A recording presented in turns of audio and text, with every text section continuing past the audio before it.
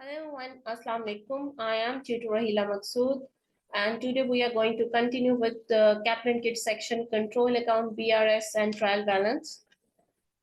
The kit and text which I am using in making these videos, their links are available in the description box, so please go and check them first. So let's start MCQs number 241.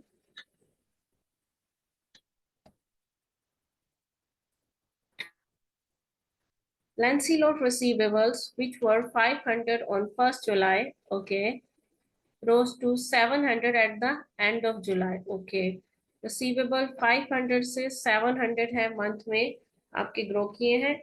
During the month he issued cash sales receipt 280. Okay, cash sales की receipt है 280, right? Credit sales invoices 1900 sales हुई है हमारे पास credit 1900 की, and credit notes है 170 की आपके पास है credit sales return है. ठीक है. How much cash was received from account receivables during July? तो ये बैलेंसिंग फिगर का क्वेश्चन है. आप इसमें रिसीवेबल्स का अकाउंट बनाएंगे.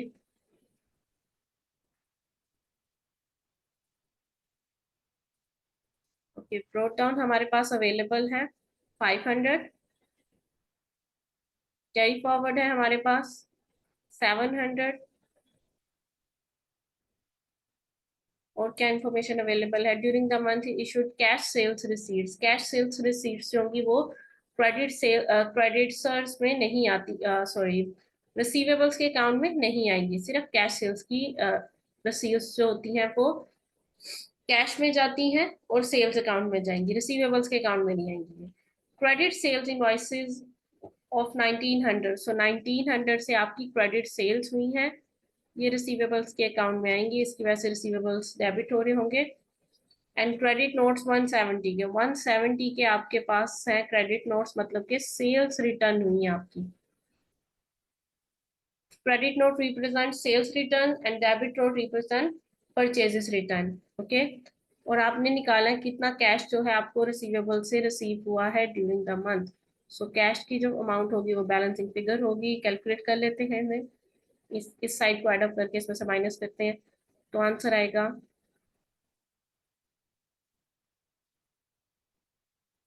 it's 1530. So option B is the correct option. Next पे करते हैं.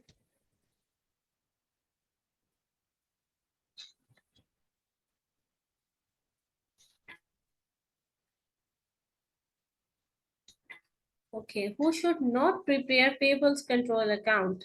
Payables control account किसे नहीं बनाना चाहिए? Account supervisors, purchase day book clerk, sales day book clerk, assistant accountant. Payables control account जो होता है किससे लिंक करता है? परचेजेस से लिंक करता है. ठीक है. सो अकाउंट सुपरवाइजर बना सकता है, सेल्स डे बुक क्लर्क भी बना सकता है, असिस्टेंट अकाउंटेंट भी बना सकता है. परचेज डे बुक क्लर्क को हमें कोशिश करनी है कि ये पर्सन ना बनाए. क्यों? क्योंकि हमें इंश्योर करना है segregation of duties. Segregation of duties क्या होती हैं? अलग अलग काम अलग अलग लोगों को दें, एक ही काम हर एक बंदे को ना दें. ठीक है. उससे क्या होगा, जब एक ही पर्सन के पास डिफरेंट रिस्पॉन्सिबिलिटी होगी तो वो पर्सन जो है फ्रॉड कर सकता है, वो हाइड कर लेगा. उसके पास परचेज डे बुक का भी कह ले कंट्रोल है और पेबल्स कंट्रोल अकाउंट का भी कंट्रोल है, तो वो परचेजेस को ही हाइड भी कर सकता है जो उसने की हो. ठीक है. या फेक परचेजेस क्रिएट कर सकता है और पैसे जो है अपने अकाउंट में ट्रांसफर कर सकता है. इस तरह के काफी सारे जो है वो फ्रॉड कर सकता है. और ये फ्रॉड अगर बिल्डअप करता रहे कि परचेजेस करे और फेक परचेज करे और पैसे अपने पर्सनल अकाउंट में ट्रांसफर करता रहे, तो इस तरह के जो होते हैं हमारे पास फ्रॉड्स, उनको हम टीमिंग एंड लैडिंग भी कहते हैं. Teeming and lading. What is teeming and lading? जो कुछ लोग मिलके फ्रॉड करते हैं और बिल्डअप होता रहता है, वो फ्रॉड स्टॉप नहीं होता, वो फ्रॉड बढ़ता रहता है. और ये फ्रॉड क्यों नहीं स्टॉप होता? क्योंकि सेग्रीगेशन ऑफ ड्यूटीज नहीं होती. अलग अलग लोगों के पास अलग अलग काम होने चाहिए. ठीक है. बहुत सारे लोग होने चाहिए आपकी ऑर्गेनाइजेशन में और हर एक पर्सन के पास अलग अलग काम हो, ताकि सेग्रीगेशन ऑफ ड्यूटीज हो, हर बंदा दूसरे बंदे के काम को इंश्योर कर रहा हो. ठीक है. सो परचेज डे बुक का क्लर्क जो है वो तो कभी भी ये पेबल्स कंट्रोल अकाउंट नहीं बनाएगा, बाकी फिर भी बना सकते हैं हम। What is not a purpose of control account, control account बनाने का पर्पस क्या नहीं है? Provide a total of receivables and payables at any time, yes, payables control account को टोटल अकाउंट्स भी आप कहते हैं, तो ये तो पर्पस है। अवॉइड प्रिपरेशन ऑफ रिसीवेबल्स और सेल्स लेजर अकाउंट्स, ये पर्पस नहीं है। कंट्रोल अकाउंट्स अगर आप बनाते हैं, उसके बावजूद आपको इंडिविजुअल रिसीवेबल्स अकाउंट मस्ट बनाने पड़ते हैं। आप एक एक रिसीवेबल्स का separate separate T account must बनाएंगे। ये नहीं कि आपने एक रिसीवेबल कंट्रोल अकाउंट बना लिया तो अब आपको इंडिविजुअल लेजर अकाउंट्स बनाने की जरूरत नहीं है, you must have to prepare it. Identify errors in the day books and posting to the journal ledger, sometimes control account ऐसे एरर्स आइडेंटिफाई कर देता है जो डे बुक्स में और जर्नल लेजर में आपके एग्जिस्ट कर रहे होते हैं, तो फिर आप उनको करेक्ट कर लेते हैं। Check the accuracy of entries in the individual accounts, entries की एक्यूरेसी को इंडिविजुअल अकाउंट्स में चेक किया जाएगा, वेरीफाई किया जाएगा। जी बिल्कुल किया जाता है। आप कंट्रोल अकाउंट्स को मैच करते हैं इंडिविजुअल लेजर अकाउंट्स के साथ और फिर देखते हैं कि अगर कोई डिस्क्रिपेंसी आई है तो वो क्यों आई है, क्या कौन सी एंट्री है जो एक्यूरेटली रिकॉर्ड नहीं हुई। तो B is the correct option.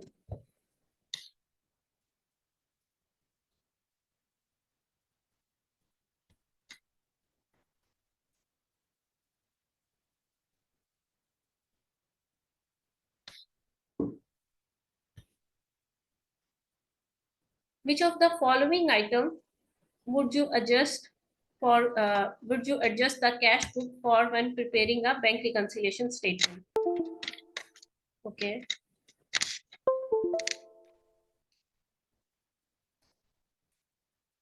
Cash book में कौन सी एडजस्टमेंट्स आएंगी आपकी? Outstanding deposits no, bank statement में जाती हैं। Unpresented cheques no, standing order yes, bank charges yes. 3 and 4, 3 and 4, D is the correct option. Okay. What is the correct balance on the cash book at the end of the June? अच्छा, cash account, so cash account का correct balance निकालना है आपने।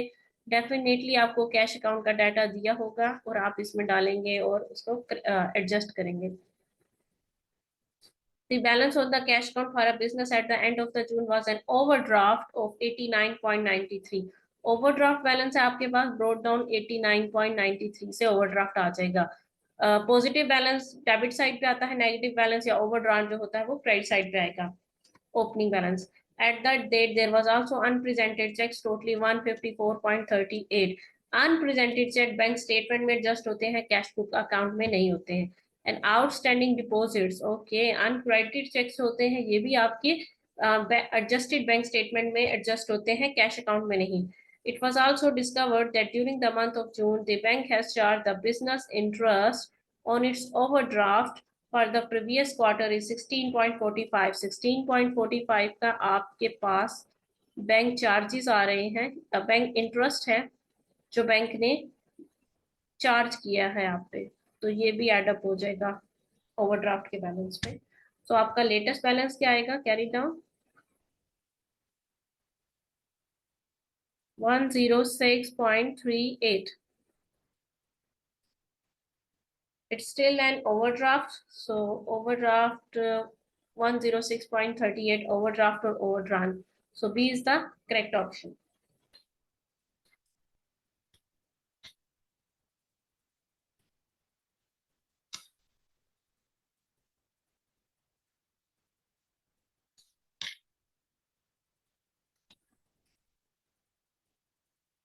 Okay. Requirement read करते हैं। What is the balance on the bank statement? Bank statement का balance निकालना है, डाटा आपको गिवन है।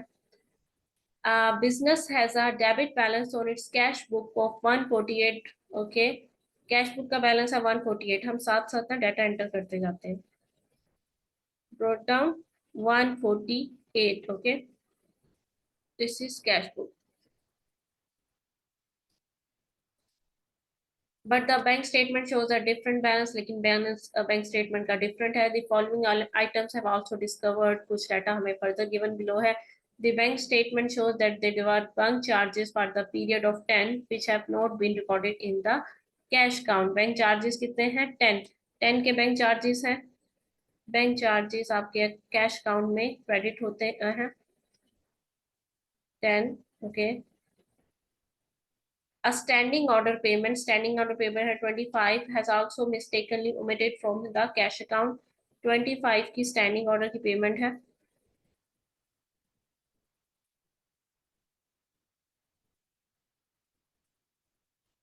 A check totaling 125 has been written and sent to supplier but not yet presented। Okay, unpresented checks कितने हैं? 125 के unpresented checks हैं। A check of 85 had been paid into the bank but was still outstanding। Okay, so paid into the bank, so ये है uncredited checks 85 के। अच्छा, bank account का data complete हो गया है, तो हम इसका कैरी डाउन निकालते हैं। वो आएगा हमारे पास 113। ओके। आइडली जो बैंक्स कैश अकाउंट का डाटा है वही बैंक स्टेटमेंट का, कैश अकाउंट का जो बैलेंस है वही बैंक अकाउंट का एंडिंग बैलेंस होना चाहिए, बैंक स्टेटमेंट का, sorry.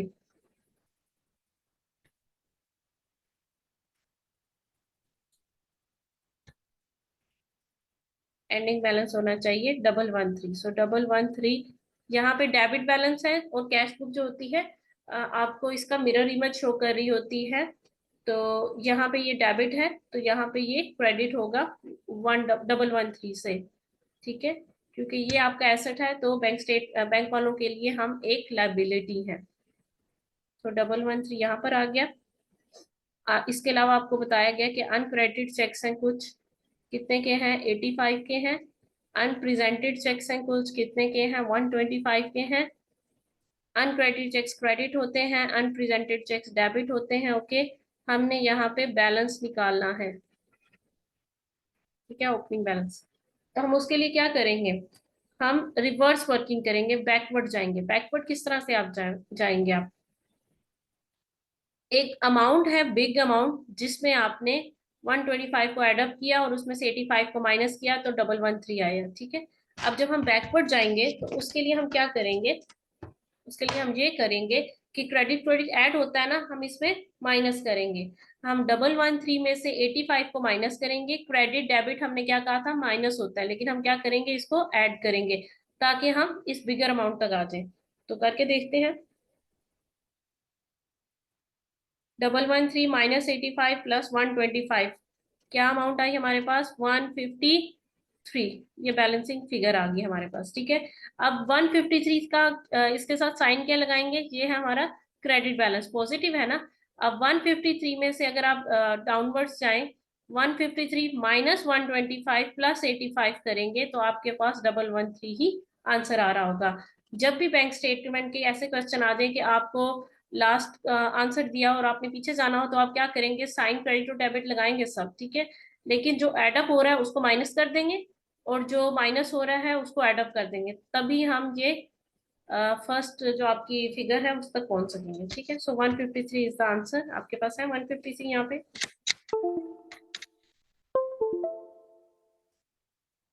Here it is, option C is the correct option।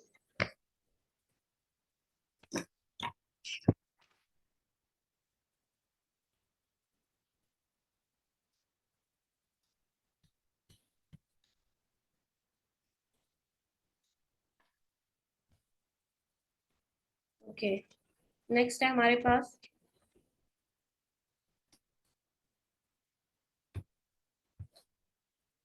What is the correct cash book balance? Cash book का बैलेंस आपने निकालना है। ओके,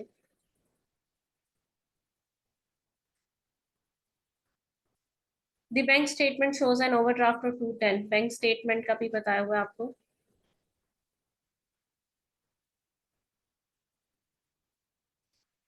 बैंक स्टेटमेंट का ओवरड्राफ्ट बैलेंस है ओपनिंग, इसका मतलब है डेबिट साइन आएगा, क्रेडिट नहीं आएगा। कितना है? 210। Okay, uncredited lodgements. Okay, uncredited cheques कितने हैं? 30।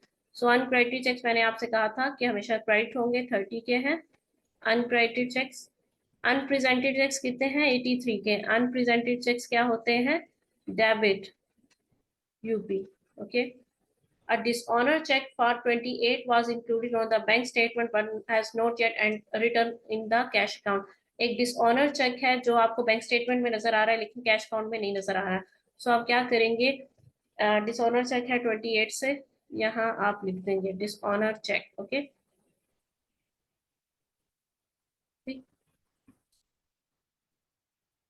What is the correct cash book balance? Cash book का करेक्ट बैलेंस निकालना है क्लोजिंग आपने।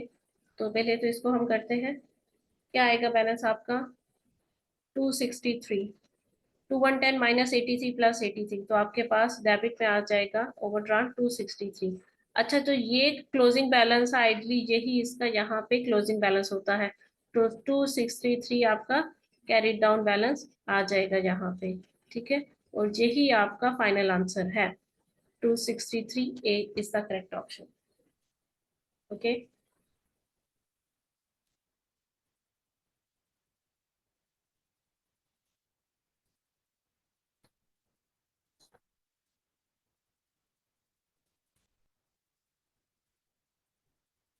okay, the bank statement shows the balance at the bank of 1360। Bank statement क्या show कर रही है? 1360 का आपका बैलेंस है। ठीक है, while as the cash book on the same day is 1250। Okay, 1360 का ये क्रेडिट बैलेंस है। कैश अकाउंट क्या शो कर रहा है आपका? कैश बुक शो कर रही है 1250 का आपके पास है ब्रोड डाउन। ठीक है, तो ये डिफरेंस आ रहा है आपके पास, ये है 1360 और ये है 1250। ओके, सो इसमें से कुछ कम करने की जरूरत है हमें, और कैश बुक में कुछ बढ़ाने की जरूरत है हमें। ठीक है, कुछ इस तरह की हमें जरूरत है ताकि ये दोनों मैच कर जाए। How could this discrepancy be explained? इस डिस्क्रिपेंसी की रीजन क्या हो सकती है? Okay, uncredited lodgements. Uncredited lodgements credit होंगे। ठीक है, हम इसको क्रेडिट करेंगे, ये आंसर तो बढ़ जाएगा। अनक्रेडिटेड लॉन्चमेंट्स की वजह से बैंक स्टेटमेंट का आंसर और बढ़ जाएगा। यहाँ क्रेडिट होगा ना, आंसर और बढ़ जाएगा, तो ये तो नहीं हो सकता। Bank charges 110 note yet recorded in the bank. Bank charges आप यहाँ पे एंटर करेंगे, कैश बुक का बैलेंस और कम हो जाएगा। फर्दर कैश बुक का बैलेंस और कम हो जाएगा, तो डिफरेंस और बढ़ जाएगा, तो ये भी रीजन नहीं हो सकती। Bank interest receive 55 credit in the cash book. Interest receive किया था 55, लेकिन आपने उसको इंटरेस्ट पेड ट्रीट कर लिया, क्रेडिट कर दिया। सो 55 का डबल होता है 110। डबल अमाउंट से आप इसको डेबिट करेंगे। अगर इसको हम यहाँ पे लिख लें डबल अमाउंट से, इसकी एडजस्टमेंट हम करें, तो आंसर क्या आ जाएगा?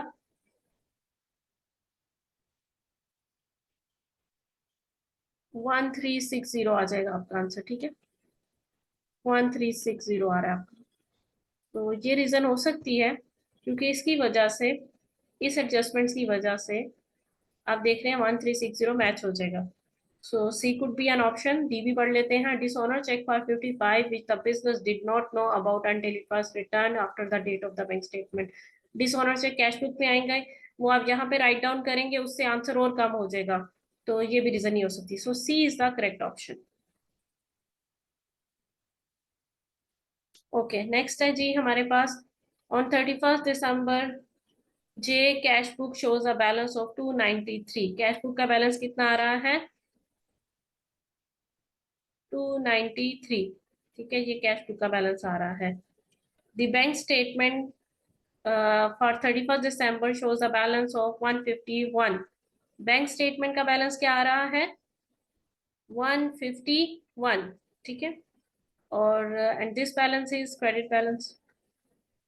अब दोनों में डिफरेंस आ गया, तो अब इस डिस्क्रिपेंसी को की रीजन क्या हो सकती है? ओके, इस डिस्क्रिपेंसी को रिजोल्व करने के लिए हमें चाहिए एक ऐसी अमाउंट जिसकी वजह से बैंक स्टेटमेंट का बैलेंस बढ़ जाए और कैश बुक का बैलेंस कम हो जाए। ठीक है,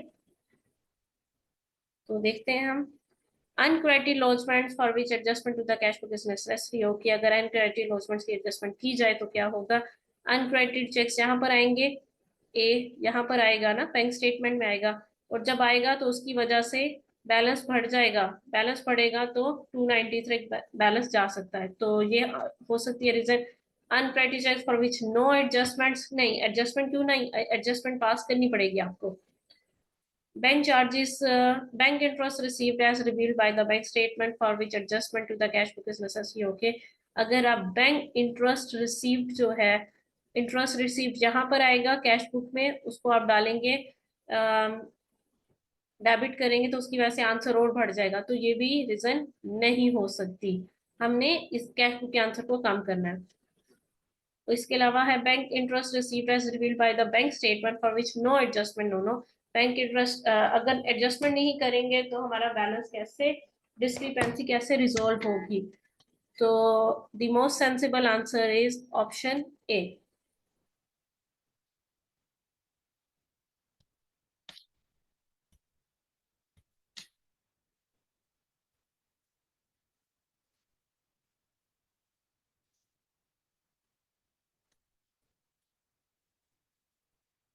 okay, what was the cash book balance at 31 March? Again हमें कैश बुक बनानी होगी यहाँ पे, या कैश अकाउंट आप कह लें।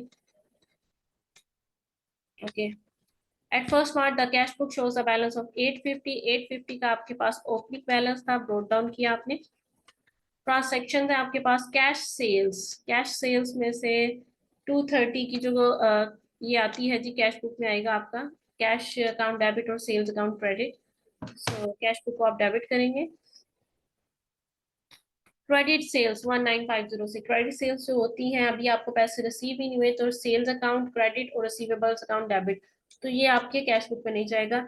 चेक्स रिटर्न, बैंक अकाउंट को आपने क्रेडिट किया, कैश बुक क्रेडिट किया, सो 1200 से आपका कैश अकाउंट क्रेडिट हो जाएगा, चेक्स रिटर्न। ओके, और रेमिटेंसेस फ्रॉम रिसीवेबल्स, रिसीवेबल्स ने पेमेंट किया, सो बैंक अकाउंट डेबिट और रिसीवेबल्स क्रेडिट, सो 1500 से कैश बुक को आपने डेबिट कर दिया। अब इसका क्लोजिंग बैलेंस देखते हैं, कैरी डाउन क्या आएगा आपका? It would be 1380। So A is the correct option. Okay, so that's all for today. Next MCQ से हम नेक्स्ट वीडियो में कंटिन्यू करेंगे। एक दफा कोशिश कीजिएगा आप इन एमसीक्यूज को खुद अटेम्प्ट करें, ताकि आपकी अच्छी से प्रैक्टिस हो सके और आपके कंसेप्ट अच्छे से क्लियर और पक्के हो जाए। Okay, have a nice time, take care, अल्लाह हाफिज।